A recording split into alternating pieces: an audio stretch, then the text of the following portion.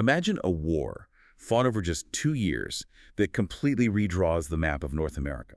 Not only that, but it sets the stage for, well, one of the bloodiest civil wars in history. It's incredible, isn't it, how it massively expanded one country while leaving another, really crippled. We're talking about the Mexican-American War. Exactly. And it's a conflict that, often gets just a quick mention, but its impact was enormous. Themes of ambition, land, destiny, they still echo today. They absolutely do. Welcome to the Deep Dive. Today, we're digging into that war, 1846 to 1848. It started, ostensibly, over a border dispute, but was fueled by some pretty powerful expansionist ideas. And our mission today is to really unpack the sources you've shared. We want to pull out the key events, the sometimes surprising motivations behind them, and the huge consequences. We'll see how just 2 years reshaped a continent and led directly to other major conflicts down the line. So whether you're fascinated by history's turning points or the complexities of how nations grow, or maybe you just appreciate a story with some unexpected twists, then stick with us. We're going to explore this really pivotal time together. let's dive in. Okay, so to get this, we need to go back. Right after Mexico won its independence from Spain in 1821, what was the situation like for this new nation? It wasn't easy, was it? Oh, not at all. Independence came at a huge price. Mexico was economically devastated. Money wasn't really circulating. The big silver mines, like in Zacatecas and Guanajuato, were wrecked. Farms abandoned, ranches deserted. Exactly. It was a country struggling to find its feet, struggling to control its huge, sparsely populated northern territories. And that struggle led them to make, a really fateful decision, inviting Anglo-American settlers into Texas. Why did they do that? Well, they had a couple of goals. One was economic, try and revitalize Texas. But just as importantly, they desperately needed people there as a buffer. A buffer against who? Against raids from indigenous groups, particularly the Comanche and Apache, who were very active in those northern territories. Mexico hoped these settlers would help, secure the frontier. But it kind of created a whole new problem, didn't it? Oh, absolutely. These settlers poured in faster than anyone expected. Many brought enslaved people, which was already a point of friction. And by 1830, they outnumbered the Hispanic Tejanos more than 2-to-1. That sounds like a recipe for conflict. It really was. Tensions just kept rising. Mexico abolished slavery in 1829, which was a major flashpoint for the Anglo settlers who relied on it. But it wasn't just slavery, right? No, there were deeper issues. Yeah, you had clashes over culture, legal systems, religion, economic interests. It was a volatile mix. And it all boiled over into the Texian Rebellion and the Texas Revolution in 1835-36. Initially, things looked bad for the Texians. Santa Anna led the Mexican army, and you had these iconic, brutal defeats. Like the Alamo in early 36, a devastating loss. And then the Goliad massacre shortly after, where hundreds of prisoners were executed. Just horrific. Truly. But those events also, paradoxically, kind of unified and motivated the Texian forces. Right. And then came the turning point. San Jacinto, April 21st. That's the one. Sam Houston pulls off this surprise attack, completely routs Santa Anna's army. Santa Anna himself is captured. And forced to sign a treaty recognizing Texas independence. Right. But here's the crucial part.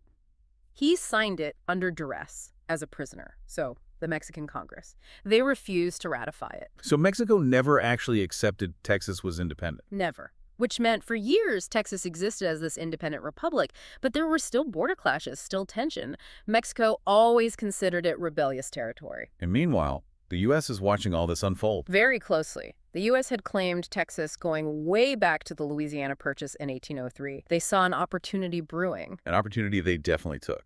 President John Tyler starts talking about annexation in 1843. Quietly at first. And within Texas, opinions were divided. Some wanted to stay independent. Others saw the benefits, the security of joining the U.S. What was driving the U.S. push, though? What were their main motivations? It was layered. Southern Democrats absolutely wanted Texas as another slave state. That would bolster their power in Congress. But there was a bigger idea at play, too. Manifest destiny. Exactly. This powerful, almost religious belief that the United States was destined, divinely ordained, really, to expand across the entire continent, westward to the Pacific. It sounds like a justification for taking land. It certainly functioned that way. It allowed leaders to frame expansion not as aggression, but as fulfilling some kind of inevitable historical purpose. It masked a lot of the economic and political drivers. And that idea had serious momentum. Congress passes the annexation resolution in February 1845. Texas accepts by December. It's the 28th U.S. state. How did Mexico react? Predictably, I imagine. Oh, they were furious. They saw it as theft. Remember, they never recognized Texas's independence, so annexing it, that was like the U.S. invading Mexican territory. And then there was the border issue. This Oh. becomes critical. Absolutely critical.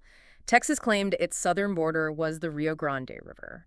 But Mexico insisted the historical border of Texas had always been the Nueces River, about 150 miles further north. So that whole strip of land between the Nueces and the Rio Grande was disputed territory. Highly disputed. And that became the immediate flashpoint for the war. And the new U.S. president, James K. Polk, he wasn't exactly conciliatory about it. There's that quote from his inaugural address. Yeah. I regard the question of annexation as belonging exclusively to the United States and Texas, basically telling Mexico to stay out of it. That really signals his intentions, doesn't it? What kind of leader was Polk? Polk was a hardcore expansionist, a Democrat inspired by Andrew Jackson. He campaigned explicitly on fulfilling America's manifest destiny all the way to the Pacific.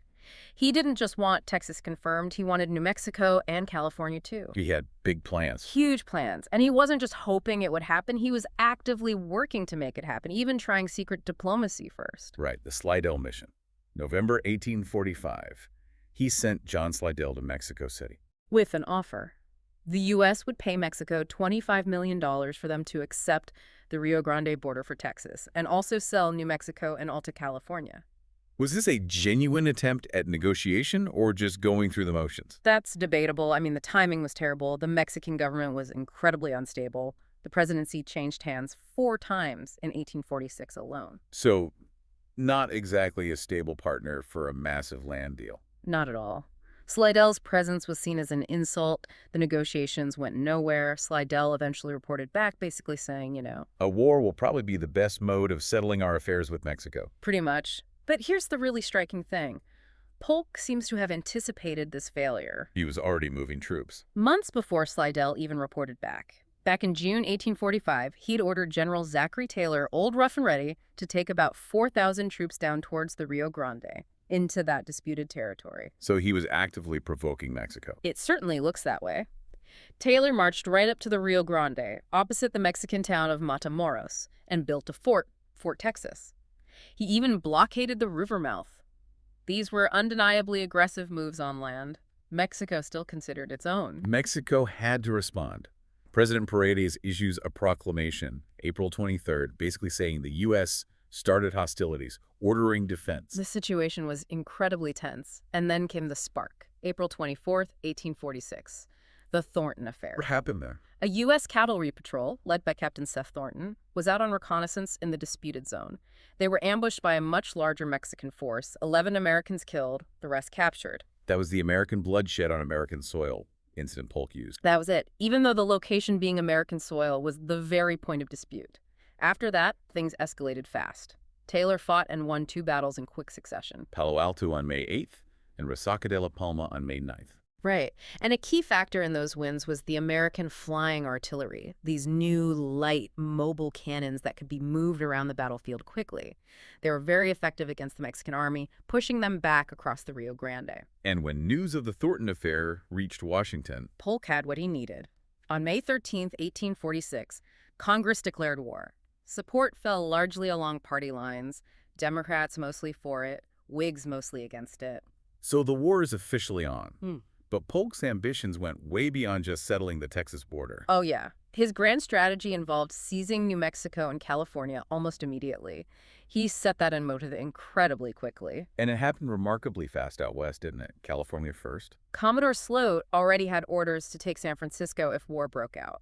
Meanwhile, Captain John C. Fremont was already in California with an exploratory expedition. Kind of stirring things up with the American settlers already there. Exactly. Which led to the Bear Flag Revolt in June 46.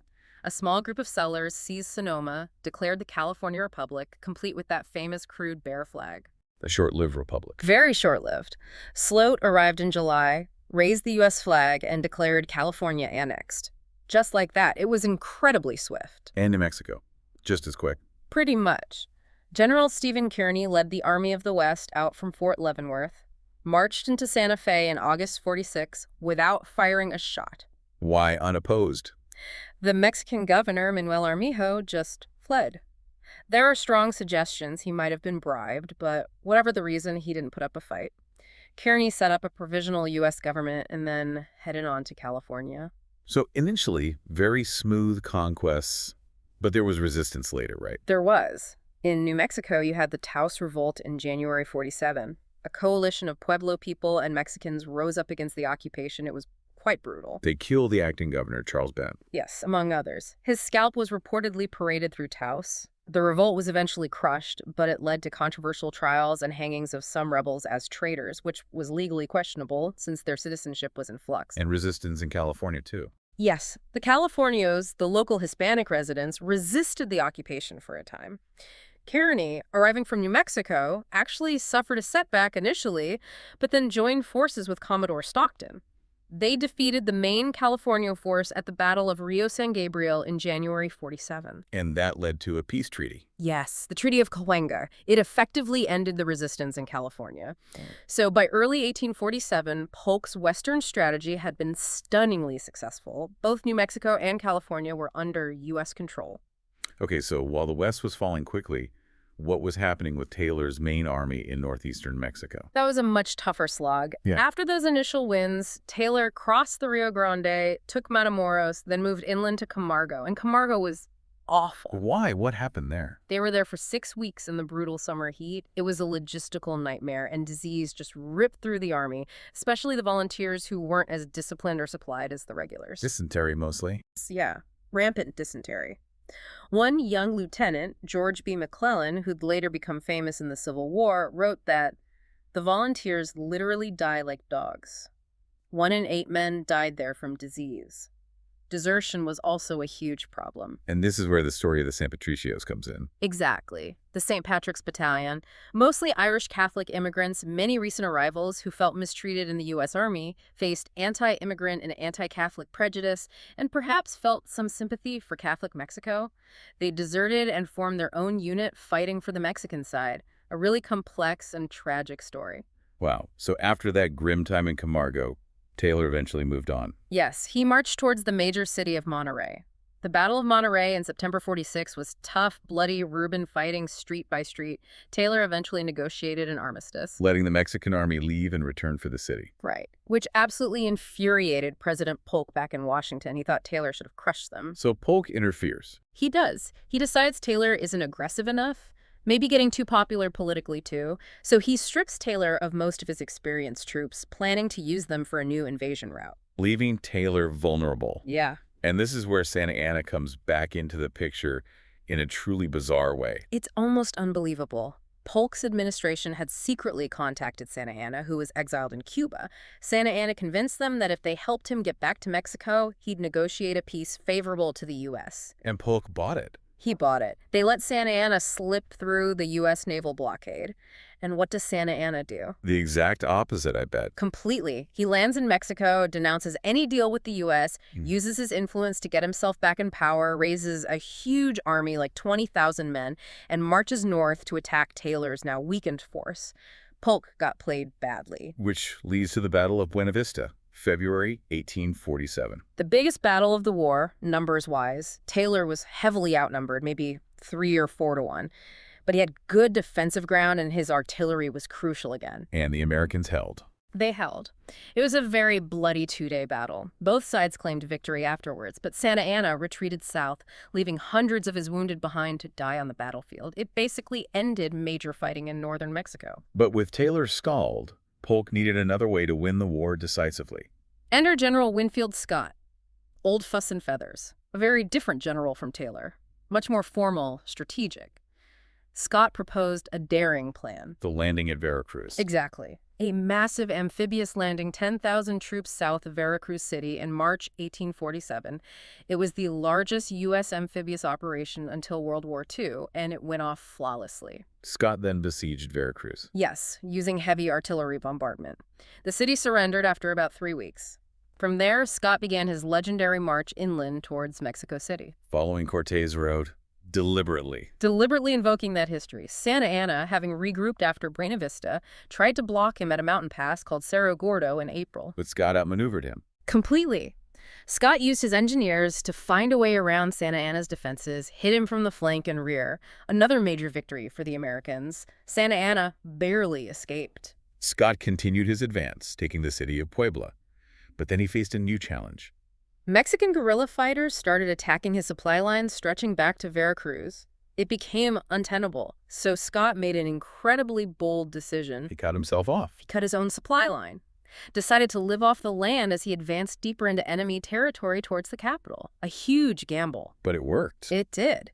He defeated Mexican forces again at Contreras, and then on the same day, August 20th, at the incredibly bloody Battle of Churubusco. And Churubusco was where the San Patricios made their last stand. Yes. They fought fiercely at a convent there. Many were captured afterwards, and because they were deserters, the punishment was harsh. About 50 were hanged, some quite brutally within sight of the final battle for Chapultepec. A grim end. Scott was now at the gates of Mexico City. Did he try negotiating again? He did. He actually paused outside the city, hoping to avoid a destructive battle within the capital itself. But negotiations failed again. Santa Anna rallied the city's defenders. There's that quote from Santa Anna urging people to defend their homes, their families. Preserve your altars from infamous violation, and your daughters and your wives from the extremity of insult. A powerful, desperate plea. But the defenses couldn't hold. No. Scott launched attacks on key positions outside the city. First, the costly Battle of Molino del Rey on September 8th. Then, the iconic assault on Chapultepec Castle on September 13th, perched high on a hill. That was the final major battle. Pretty much. Once Chapultepec fell, the Americans pushed into the city itself. There was some street fighting, but by September 14th, 1847, U.S. troops occupied Mexico City. Santa Anna resigned. The remaining Mexican government fled to Querétaro. The fighting was essentially over. An absolutely stunning military campaign by Scott. But Polk, back in Washington, wasn't necessarily satisfied, was he? No, success seemed to make him want even more. With Mexico City occupied, some expansionists, especially Democrats, started talking about annexing all of Mexico, the All Mexico movement. But that didn't happen. Why not? Enter Nicholas Trist. Nicholas Trist. He was the State Department official Polk had sent along with Scott's army to negotiate a treaty, and he plays a really fascinating, crucial role here. Polk actually tried to recall him, didn't he? Yes. Polk felt Trist wasn't being tough enough, or maybe that the situation had changed and he wanted more. Polk recalled him in November 47, but Trist made an extraordinary decision. He ignored the order. He ignored it. He believed that the window for a reasonable peace treaty with the provisional Mexican government in Querétaro was closing fast. He worried that if he left, the chance for any treaty might be lost, leading to prolonged chaos, or maybe even the all-Mexico annexation, which he and many others opposed. Sources suggest he felt ashamed of the war and wanted to secure a fair peace. That took incredible courage. Or maybe insubordination. Both, probably. But his gamble paid off. He stayed and continued negotiating. On February 2nd, 1848, he signed the Treaty of Guadalupe Hidalgo. What were the main terms? Mexico officially ceded Alta California and New Mexico, which included present-day California, Nevada, Utah, most of Arizona, New Mexico, parts of Colorado, and Wyoming. And they recognized the Rio Grande as the border of Texas. This huge area became known as the Mexican Cession. And in return? The U.S. agreed to pay Mexico $15 million and assume about $3 million in claims by U.S. citizens against the Mexican government. How was the treaty received back in the U.S.? The Senate ratified it, though there was debate. Many were just relieved the war was finally over. Polk himself wasn't entirely happy. He thought Trist should have gotten more, maybe Baja California, but he submitted it to the Senate anyway. So Polk, despite his grumbling, achieved basically all his initial war aims, a massive expansion of U.S. territory. More than any other president. He absolutely did. He presided over this huge territorial gain, but the cost, the true cost, was immense, and not just in lives and money spent during the war itself. Ulysses S. Grant, who served as a young officer in the war, famously called it one of the most unjust ever waged by a stronger against a weaker nation, a wicked war. Yeah, Grant felt it was morally wrong and politically motivated. And he, like others later, saw a direct connection to what came next. The American Civil War. Precisely. The huge question became, Would slavery be allowed to expand into this vast new territory acquired from Mexico, the Mexican cession? That question ripped the country apart, didn't it? It poured gasoline on the already simmering fire of sectional tensions between the North and South. The Compromise of 1850 tried to settle it, but it was temporary. The debate over slavery in the territories acquired from Mexico was a direct, primary cause of the breakdown that led to the Civil War in 1861. So an incredible story, a war that reshaped a continent in just 2 years, driven by ambition, ideology, border disputes. And resulting in this massive transfer of land, but also setting the stage for an even larger, more devastating conflict within the United States itself. It really shows how actions, driven by ideas like manifest destiny, can have these enormous, unforeseen consequences that ripple through history. Absolutely. And it leaves you thinking, doesn't it? About the responsibilities nations have when their ambitions clash with another's sovereignty, about the human cost and how those choices echo, shaping futures in ways no one could predict at the time. What is the true cost of destiny? A powerful thought to end on. Thanks for that deep dive. My pleasure. It's a complex period, but so important to understand.